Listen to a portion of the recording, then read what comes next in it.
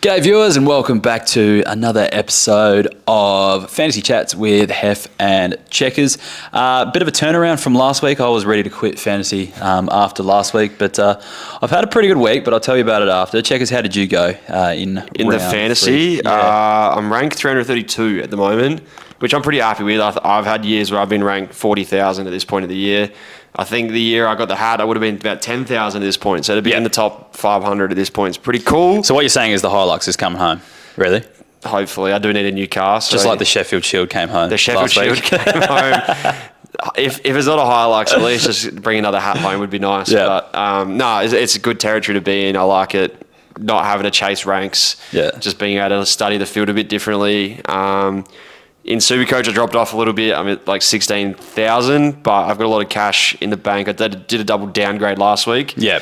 And I'm just trying to put a bit of cash in the bank and get Dayne and Tommy Green and all these guys that are going to be underpriced soon in. Yep. So just stashing a bit of a war chest for that. What about yourself? A lot better week this week. I think I went 19-11 over the weekend, which put me up about 15,000 spots. I think I was around 25,000 last week.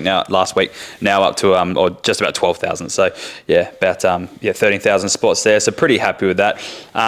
Just went a bit. The difference was, I reckon, was going a bit rogue with the trades. Just doing things a bit differently to other people. Not trading out Hugo Garcia was probably the biggest thing that kind of helped. Yeah, he was like number 2 or 3 on the most traded out list. The bloke return was it 120. I had way bigger issues than Hugo Garcia, so keeping him was a bit of a blessing in disguise because he turned up. With everyone going Perryman out, I went sideways to Jake Bowie. So someone that I actually made cash going to him, which was good, and got a 98, which is not what I've been getting from Perryman for the last few weeks. Yeah, Salem and Bowie are rolling some good scores at the moment too. Salem's averaging around the 100 mark. I think Bowie's averaging mid-90s. The ball's spending a lot of time in their half at the moment, so it looks like I might be spending a lot of time there this year. Yeah, so happy with that. But unfortunately, the bad news is I should have stuck with the unique trend, but I was a bit worried about being behind everyone else who had Dawson and Rosie, who were just absolutely killing it. Didn't have enough to bring in Dawson, but had enough to bring in Rosie. So just goes to show, should go against the grain sometimes and not do what everyone else does because you're probably better off. You said that in last week's potty. Yeah. You wanted to get Dawson and Rosie in. I remember watching Thursday night footy and being like, I really hope he hasn't pulled the trigger here. Then I watched Sunday footy and I had to see on Dawson, which was hurting me a little bit. But I remember thinking, geez, some cold takes from us last week on the pod. I'm glad I wasn't able to follow through with one of them. But bringing in Bowie was quite fortuitous for me. So I was pretty happy with that. What about Supercoach? How'd you go there? I'd said before, I dropped off a few rankings. Yeah. It's all right. You obviously weren't listening to what I'm saying. You don't really care about my Supercoach side. Well, no one does. I try to tell Shrey every week that, what trades I'm making. He doesn't listen to me. Sorry, mate. I'll go through under It's all good. You've just missed we've got a run sheet in our hands. We're rolling a temporary setup today on my lounge at home. Last week we had a nice little studio with the computer in front of us. Normally we're rolling, what are we called? Like video chats, but we're on the lounge today. So we're rolling phone run sheets. A little bit harder to keep up with. They're a little bit smaller. I need the grandpa text on my phone at the moment. Same actually. My Supercoach then went 1877. So I climbed about 10,000 ranks there. I think I'm still ranked 40,000th there. The buy rounds are killing me at the moment, really. If I probably had a full strength side in, but that's everyone's issue this week, and I just haven't played it as well as other people have, I think. But anyway, let's get stuck into pod of the week. What do you got for me? We should have mentioned this bloke a lot earlier in the season. He messaged me last week and he's been watching these videos. So thank you very much for tuning into the potty. One of the few. There's not a heap of viewers just yet. It's building, it's climbing. We're working on it. We're just getting them out. And to be fair, the product's not there yet. We aren't hitting you with great stats. It's still so early in the season. We've had a few good picks. We had the Tommy Powell. Tom Liberatore, we're rolling off. We had a few Powell in there. We probably could have got really good feedback. You got some good clips if we rolled with this earlier. But Jordon's sweet as a pod. Thanks for watching our potty. And I'm going to roll you out as a pod. Hopefully you're watching this week because we're finally giving you your plug.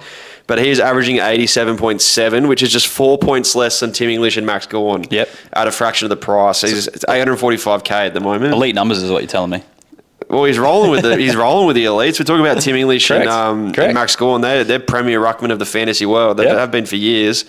Geordie Sweet's having his breakout year finally. Yeah.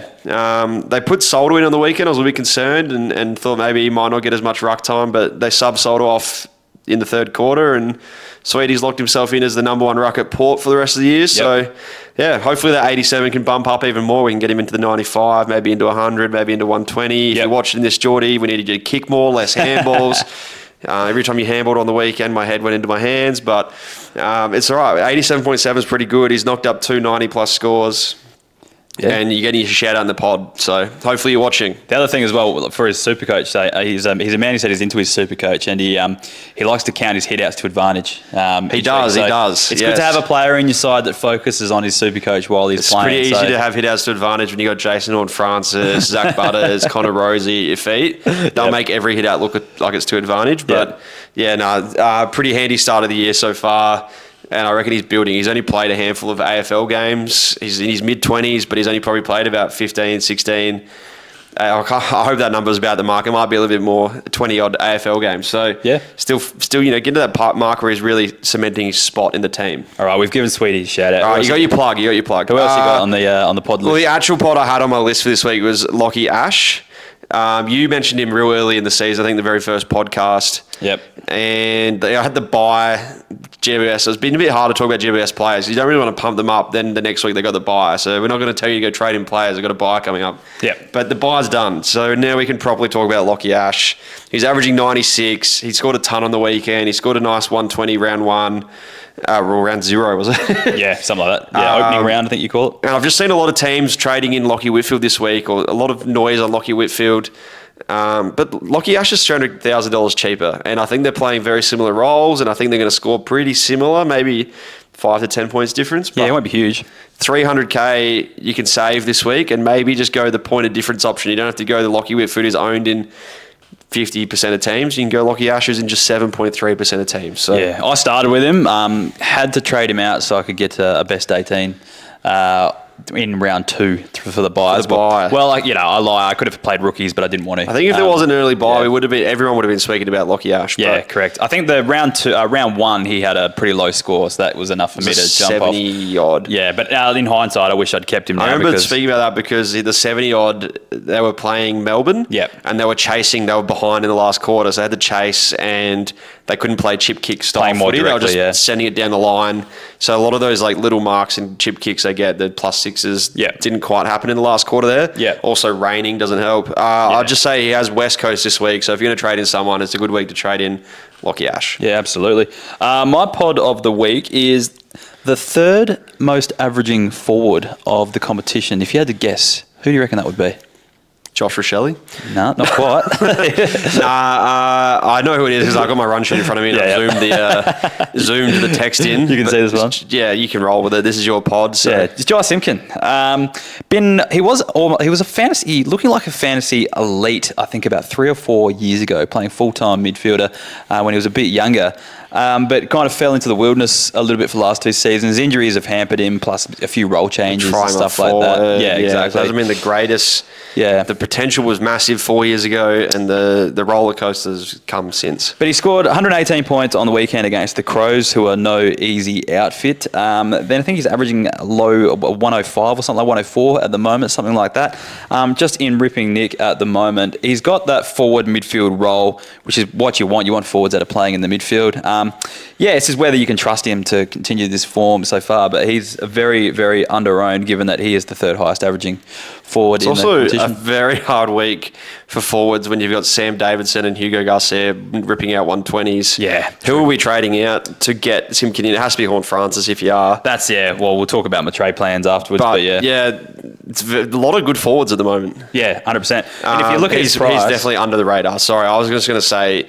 Not a lot of people talking about Jai Simpkin. I haven't seen it anywhere, and He's maybe a lot of people expect him to play a lot of forward time, but he's found his feet back in the middle. Yeah.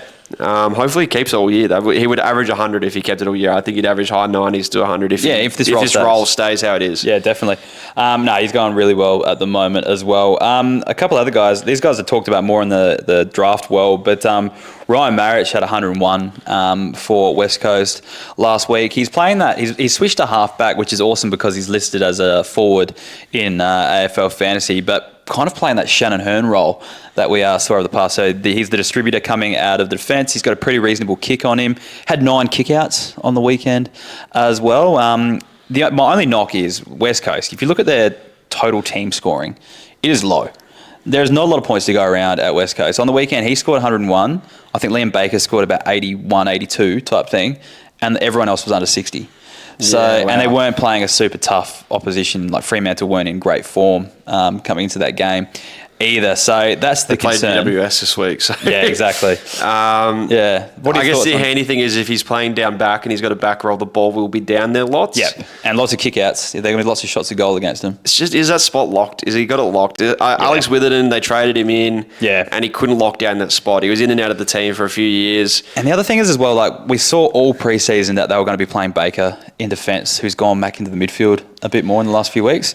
So it's like, are they going to just try to go back with that when someone like Graham comes back, when Yo comes back? What's going to happen there? The spot has been so hard. Since Shannon Hurn owned it for years, and then they've just shifted a couple blokes around there. Yeah. I guess he's at a price point where you can roll the dice, because if he does get kicked out of there and kicked back into a forward pocket in 5 weeks, he would have made you enough cash to say that trade was worth its weight. Yeah. 101 points. He'll have a very good break even this week, and he's pretty cheap. I know a lot of people looking at trading out Sam de Koning. He's one of the most traded out players. He's in the 400k mark, so he's around. He'd make coin, and he might match him scoring wise for a couple of weeks. Only issue is you have to get him from defence to forward. You probably need some DPP action. True. Have you got the DPP? Yeah, DPP action. He's a forward. Bloody forwards. There's so many forwards on the table and not enough spots for him. If only I could pick him all in my team. It's funny because like if you look at the draft format, there is no forwards. Like they fall away so quickly, but in the fantasy format, in the classic salary cap formats, you've got a decent top six. Everyone's running Caleb Daniel. Everyone's running Horne Francis. We've all got the same forward lines, and we've got all these point of difference players wanting to get into our team. We can't fit them in. Anyways, I'll roll with pretending I don't know who you're going to talk about next, but I want to hear about a premium pod. So someone who's at the top scoring. We've already spoken about this a little bit. Yeah, everyone's trading in. Not everyone. I mean, a lot of people are looking at bringing Dacos in now that he's had his bye. Tom Green's back from injury. He's on a lot of radars. You got Bontempelli in the next few weeks. There's always premium midfielders that people are going to start making cash for, making room for. Yep. But Noah Anderson's sitting there right now. He's on back-to-back 117s. He's got Crows, North Melbourne, Richmond coming up. He's got a pretty nice fantasy fixture. Skipper of the club. Gold Coast are flying. They've won a game away from home, and the media's sort of on him now. They could go top 8, and he's been struggling it out for his. He's had to play 50, 60 games in a bottom 4 side. Finally gets to skip at the club, and he put the team on his shoulders and carrying them. So I just feel like Noah Anderson's going under the radar. He's just 3.4% of teams. And could be a very nice point of difference. Great little captain option. Yep. Each week, or a great little VC option. So yeah, sorry, I wasn't really listening to you just then again because I just spent the time actually bringing Noah Anderson into my trade plans. I love that pick. He's one of my favourite players to watch, I reckon. It seems like a ripping bloke as well. You've met him a couple of times. Yeah, I met him at Captain's Day, and he said, I asked him how he's going to go in fantasy and Supercoach, and he said everyone always slanders him for not being consistent enough. Which his away form was pretty bad. He has a massive ceiling. He's put on scores of 140, 150, but he's also sometimes just prone to a 60 or 70. Yep. So hoping this year, now that he's skipper, he can't have the 60 or 70. He's got to really dig in and lead by example. That 60 or 70 in his bad weeks becomes an 80 or a 90, and his average is really nice. Yeah, and like I said but just before, like his away form is generally the one that's bad. Like he scores pretty well at home and doesn't really score away from home, but he's only played away games so far this year. Is that right? He played West Coast and then played in Melbourne. They didn't play in Gold Coast because of the cyclone. They haven't actually played there yet. So he's already putting up hundreds away from home. So like you're banking on another 11 home games that are going to be good scores, and the rest we've seen him being able to score in other places as well. So I'm not sure how much of that's an actual factor and how much of that's just hoodoo. But it's a good sign, I reckon. He's also had his bye, so he can clear that one off the table. Yeah, There's true. no worry about bringing in a Gold Coast player. Yep. There's another premium that's just going under the radar. He's in a stacked midfield. And that's George Hewitt. Everyone speaks about Sam Walsh. Everyone speaks about Paddy Cripps. A lot of people in the Supercoach world speak about Adam Chara. We spoke about Jagger Smith all pre-season, but no one's talking about George Hewitt. And he's put up 3 tons in a row. He's 940K, and he's only 1.3% owned. So someone who's just locked in a role in the midfield. His CBAs have been high. We've seen Walshy maybe rotate to a wing or a forward flank. Yep. We've seen Chera out in the wing, but just Hewitt's just been locking in CBAs. Just goes under the radar, does his job, and 3 tons in a row just could be a sneaky little pick where I don't think you're going to see his percentage increase too crazily throughout the year, even if he keeps knocking up tons. Yeah. Because the media just never speak about him. He doesn't get brought up in discussion, and I think he goes under the radar all year. Yeah. Just looking at him, his price point is kind of high. He's at 943K. So is a bit high for my liking when you do have a couple probably better options in front of him. But he's a very consistent performer. I just don't think his bad games aren't bad games exactly. either. Like if he drops off and he has to start tagging, he's still putting out an 80 for you, so you can jump off pretty quick in sideways trade. Yeah. But you could definitely go under the radar here with a save 150K on a primo mid and keep the point of difference factor. Yeah. I don't mind that one. All right, we're getting some hot takes. Our takes have been so hot that we actually crashed the camera, and this is actually the second time we're recording this. Yeah, the hot takes segment. We went to record this earlier, and the camera just turned exploded. Yeah. It actually just exploded. We had to call the fire department. No, the camera was really hot. Yeah. And I think it's just because I was using a cheap overseas battery in the camera, maybe. But trying to save some cash, a bit like fantasy world. Exactly. A bit like this podcast. You've got to be frugal in this day and age. There is a cost of living crisis. But anyway, what's your hot take of the week? Hot take for this week. Jason Horne-Francis is high on everyone's trade out plans. I think he bounces back with a ton. He had possibly one of his worst games of the last couple of years. He's been slandered in the media. Kane Corns, his best mate, was even saying that Jason played his worst game. So, when Kane Corns is saying Horne-Francis is out of touch or whatever, that he is out of touch. He definitely is, yeah. But I'll just say, if that's a bad game, he had 22 touches, kicked a goal, he had 10 contested possessions, and he also led the clearances on the ground. So, I was at the game, I was watching it, and he looked a little bit out of sorts. He didn't look normal Horny Francis that we love and know. Yep.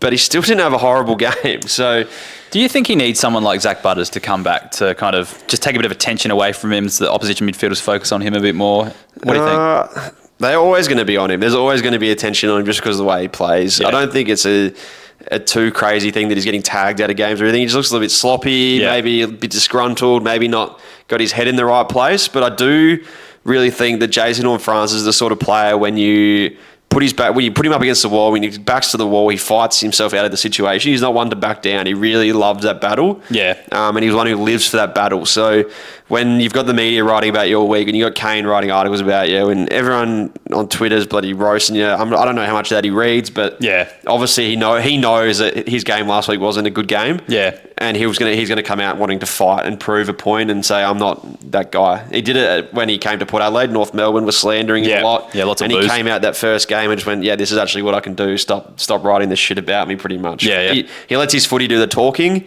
and I think we'll see that this week against St Kilda. So. Yep. Oh, yeah, and it's a good matchup to get a bounce back as well. It's generally a fantasy-friendly going to be matchup. Praying, or I'll be laughing Sunday afternoon on the Adelaide Hill, seeing 20,000 coaches trade him out and he dishes out a 120 hopefully. So hopefully that's how it goes. My hot take for this week, I feel like I need to have some sort of punishment if this doesn't happen because I'm so certain. All right, I need if this doesn't happen, I need to do X. I don't have a think about it. But Dayne Zorko, I reckon he's going to score 150 this week. He is going to put up a giant score. It'll be the kind of a season high score for him this weekend. Comes up against Richmond. He's averaging 119 already this season. But the last time we played Richmond, he had 148.